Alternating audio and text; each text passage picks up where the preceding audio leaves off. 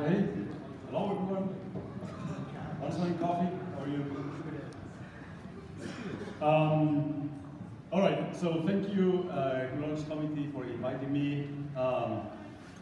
Just a quick comment that almost 20 years I started working on humanoid robotics for my master's degree and my thesis, and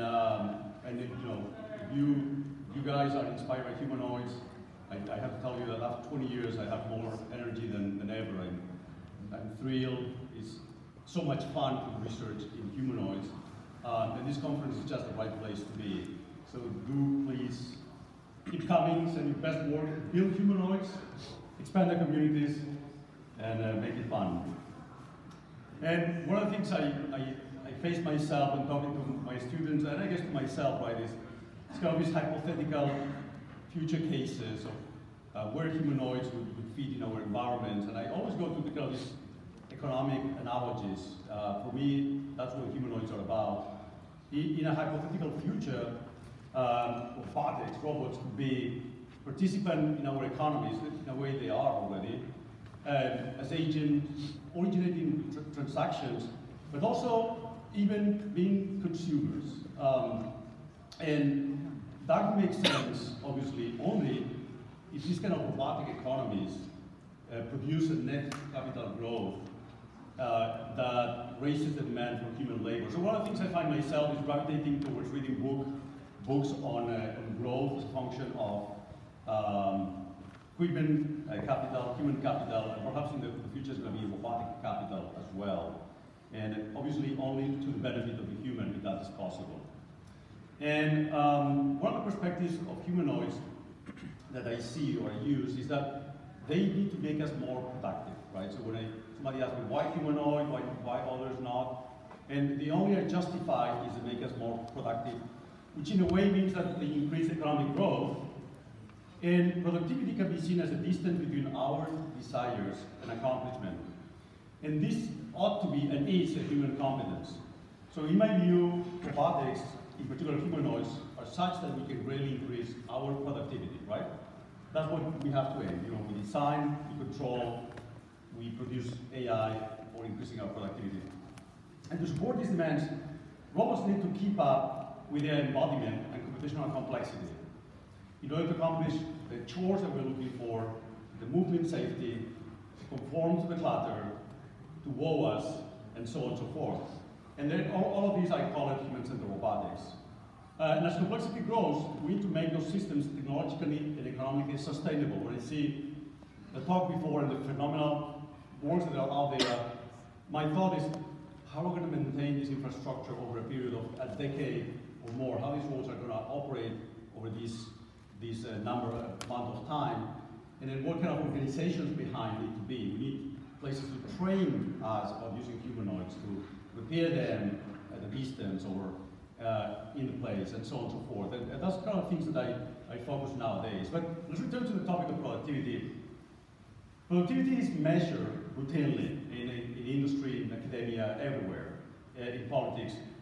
But also behavioral scientists model it and attempt to estimate mental states. And for instance, the work here, it models our desire to go walking as a dynamical system. So these blue things are tanks, first order dynamical systems. And we see here things like self-efficacy, which means confidence, as a function of the perceived barriers, and also the perceived social support, and also motivation as cue to action, as a function of external cues, somebody calling you perhaps to go walking, right? So this model is like a Pokemon Go system that it tries to incentivize you to do something. We're trying to control the human for good reasons, right? And that has to be incorporated to the control process, not only the environment, not only the actuators and the mechanics, but also the human needs to be part of the process. And it's something that we're trying to add to our cocktail of controls. So using this kind of method, my students have developed mental-like models of user discomfort. Should be comfort, but that's what students like to do, the opposite of what they say. Influenced by a robot staring or not at you. So ironically, they're teasing people by maximizing discomfort and having a model using those mental processes of how uncomfortable a person is, right? Again, I put them to make people more comfortable, but it was kind of a fun project, right? So that was an instance, one of the instances of usage. One way robots can make us more productive is by preventing us from getting injured. Imagine cities and buildings with all sorts of robotic assets, where every single one of them is looking after our safety. So here we use vision, prediction, estimation of body parts to stop objects in any possible way. This guy is attempting to stop something from happening on the other side. And here kind of the application, the concept, right, is a robot is about to collide, a pedestrian perhaps, and there's another robot in the third party, and is able to stop that from happening. So that's a technology we've been investigating, not from an ethical perspective, but that we would like to go there as well. And I hope at this conference we're going to bring ethicists. We had a meeting recently, and because those issues are important, obviously. So the takeaway of this part of the talk is that human-robot interaction and prediction of the future outcomes and needs, driven by the environment and by the mental states, can make us more productive in our daily lives. So let's switch gear for a second and towards intelligent humanoids, which has been a topic of the first two talks in a way.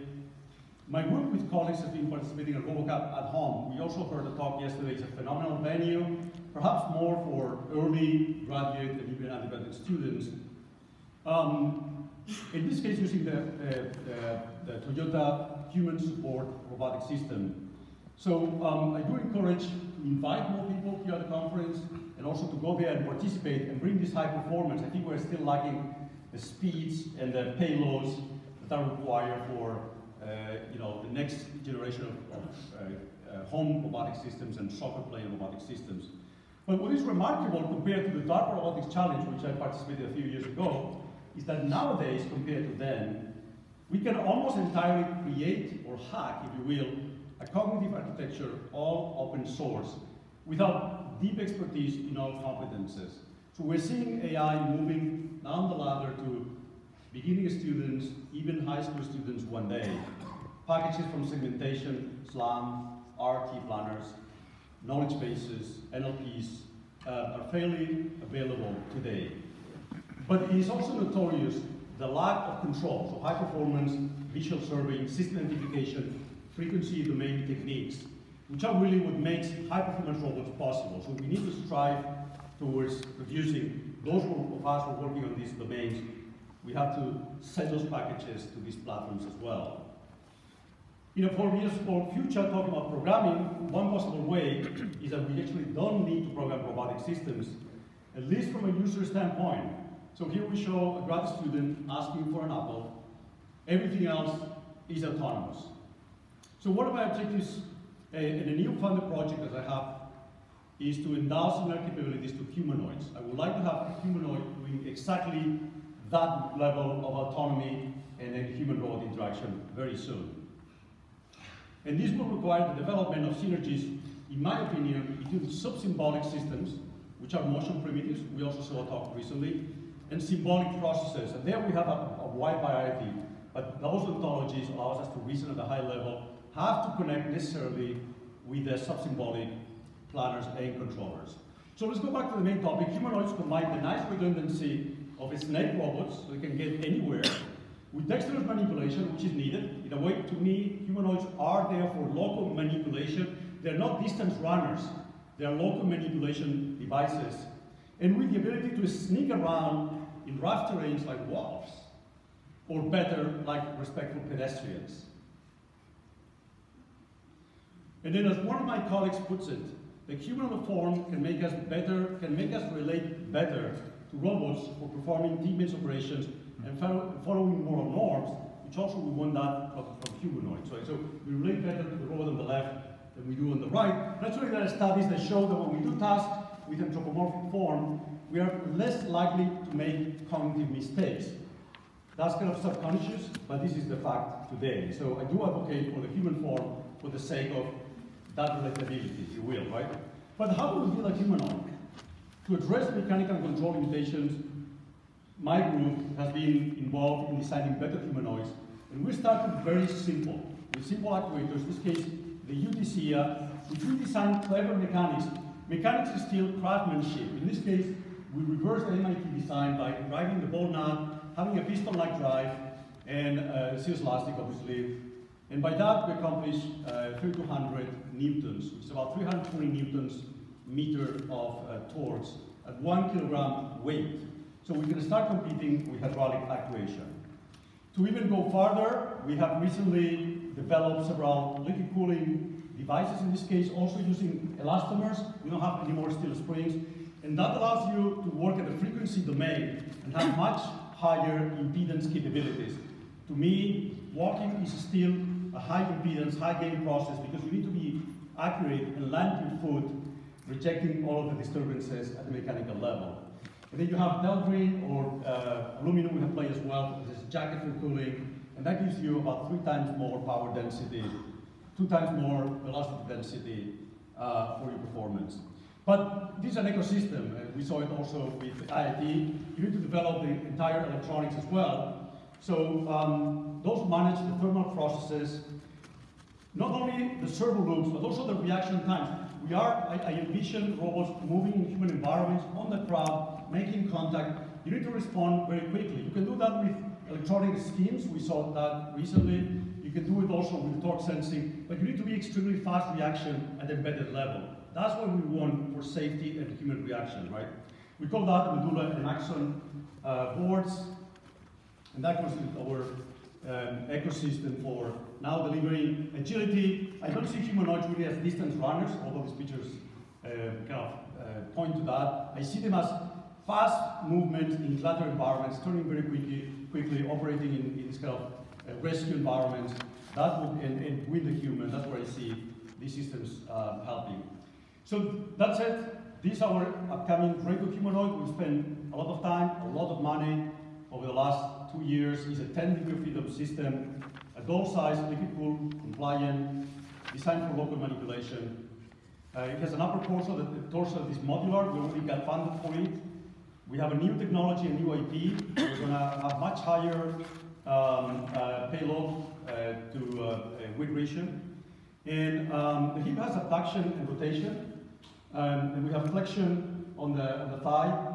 And in the knee and ankle have only flexion. So the lower the foot is similar to Cassie, and that allows you trade off for fast speeds. This humanoid is designed for fast speeds, for robustness, for interacting with the human, for navigating in direct contact with the human in the crowd.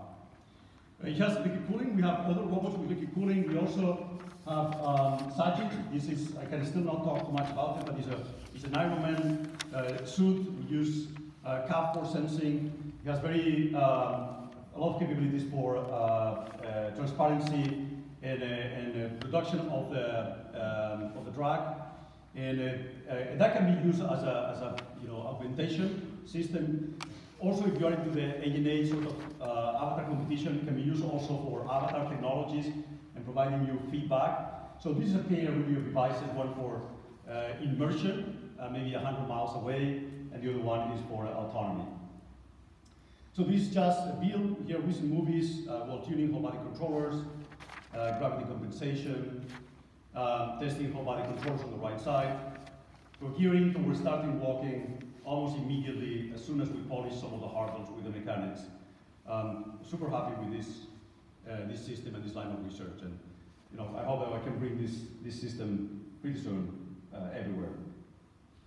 So talking about sustainability, you need an entity that supports all of these technologies and also provides the training, the repairs, the care that you need, right, the user cases and so on and so forth. So for that, I co-founded a company called Aptronic in 2016. It's now operating a 600 square feet facility in Austin with 16 full-time employees, and it's a lot of fun. If you have an opportunity of creating a startup or joining these kind of cultures is amazing, especially if you have sales, if you have contracts with the government or with other entities, if you have these kind of communities.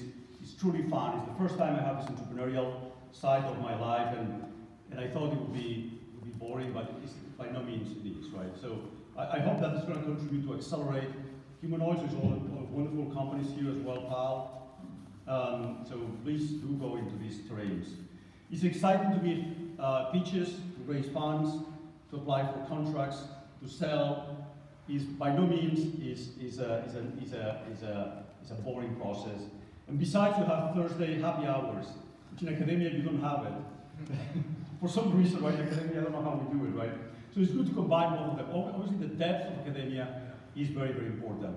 So let's switch here once more. We got the motivation for humanoids. We got embodiment. So now we need the high performance. And whole body control is about achieving nimble locomotion and manipulation and dexterous manipulation. The beauty of whole body control is that tasks and constraints are building blocks for many possible nimble and autonomous behaviors. Kind of said recently, right? Those blocks constitute mathematical abstractions by which robot behaviors and human-robot interactions can be described and executed regardless of the robot's morphology. So you want to transfer from one to the other with these kind of adaptable languages instead of being, linked into a particular morphology. That's what this whole body control about, is this language and this portability to other devices. For general locomotion, here, a few years ago, we defined a face-space keyframe framework consisting of measuring apex states. Here is the pink state, on the right side is the face space. And then using pendulum dynamics to propagate the center of mass trajectories forward and backward. And then using multi-contact, now you can find the transition states. Here what's important is that this is a motion primitive, in a way what Tomomichi was showing, that with one single point, one abstraction, the keyframe, it describes an entire behavior. So now you can reason about keyframes. This is my way of programming humanoid robots, about keyframes. So we can ground them into symbolic processes and using game theory in order to navigate the complex environments. That's where I see whole body control going, declarative statements. So here we discretize the environment, epsilon on the terrain of appearance of human staircraft. We discretize the action in terms of the pairs of whole body control tools that you use. And then you discretize the face space. In the end, you see these quadrants there, it's in Euclidean space.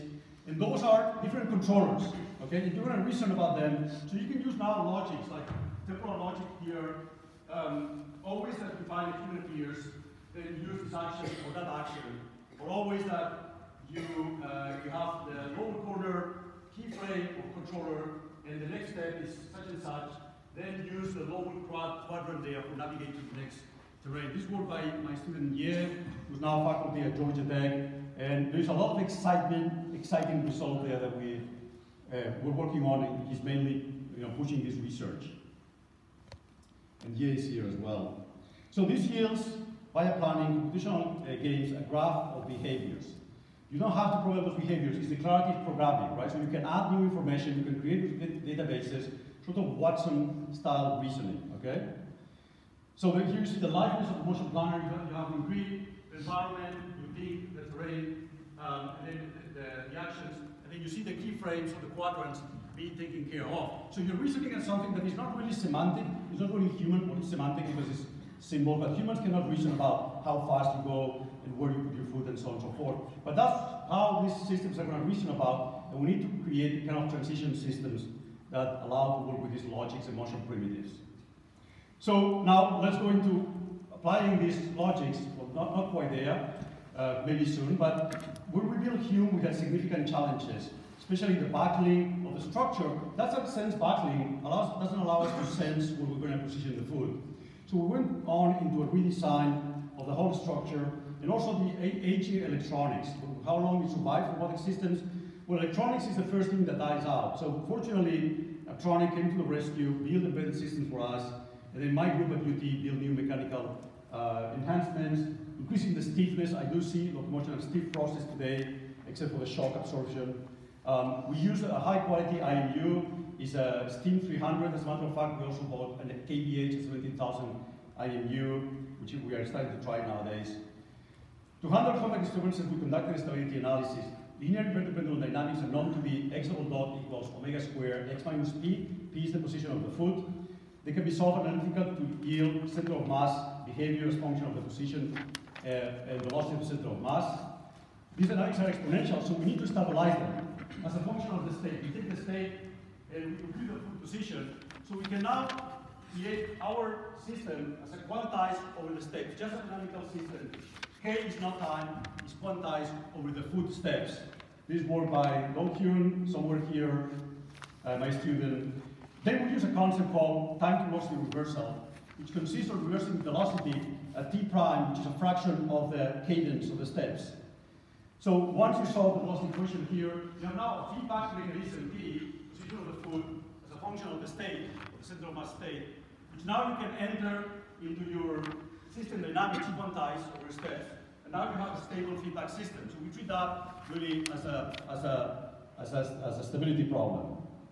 So here is the stabilization properties after a disturbance of 0.3 meters per second. So we can respond to moving in the crowd and just receiving kicks all of the time and stabilizing the system. But that said, what is our response to disturbances? In particular, to position food landing disturbances, eta, and then state estimation. So for that, we solve the Lyapunov function over the difference of every other step at the current step, and that yields is a contraction, and it can be shown that that this is lesser than a quadratic equation over the Euclidean norm of the state. So we solve this equation that gives you stability. It gives you now what is the pulse of stability as a function of the disturbances for landing the food, how much we can withstand errors on landing the food and state estimation errors. So now this helps us to design our systems. In particular, we consider the case where the landing error is 4.5 centimeters. We see the red ball over there. So that's the recoverability area in the phase space, but it's outside of kinematic bounds. However, you manage to land within 1.5 centimeters now, we are down in this small ball, so we can recover no matter what is the disturbance. And that allows us to design now new controllers, new mechanics, such that we can land very quickly at 1.5 centimeters, right? You have 2 fingers, that's the speeds and the precision.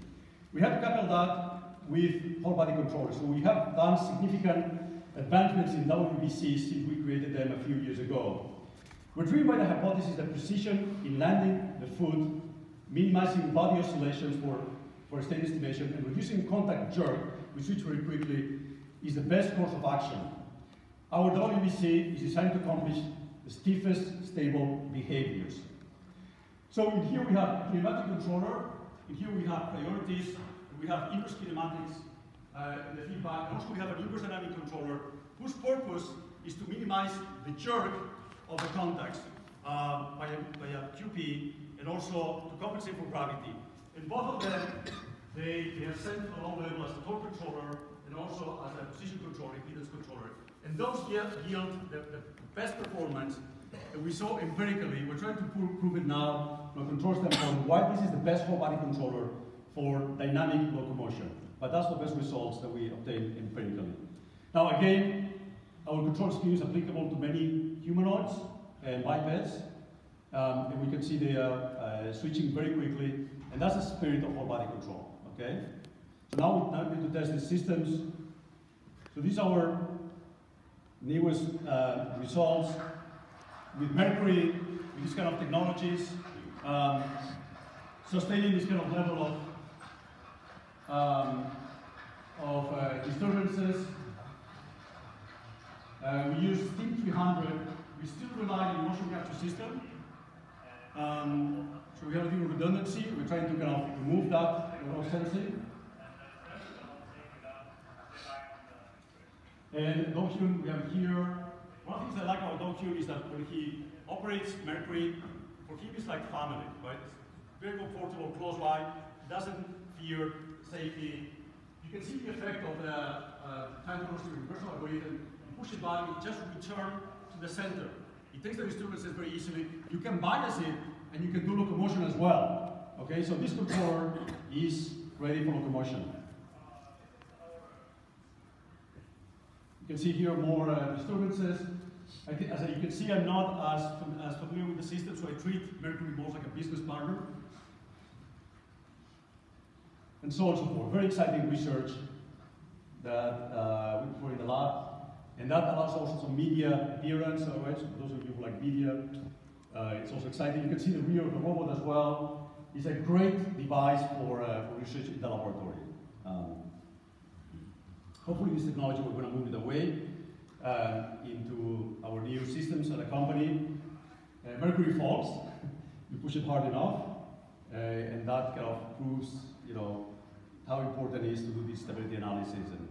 And I think pretty much I'm done. So this work, as we saw in other talks, cannot be possible without large groups. I think experiments are growing in complexity. I support that. Unfortunately, it costs money, and it costs equipment, and it costs building companies. But I don't see other way around. Humanoids are expensive. This maybe was preventing our communities to grow a little bit. But hopefully we're going to come up with ideas and synergies with all the teams here.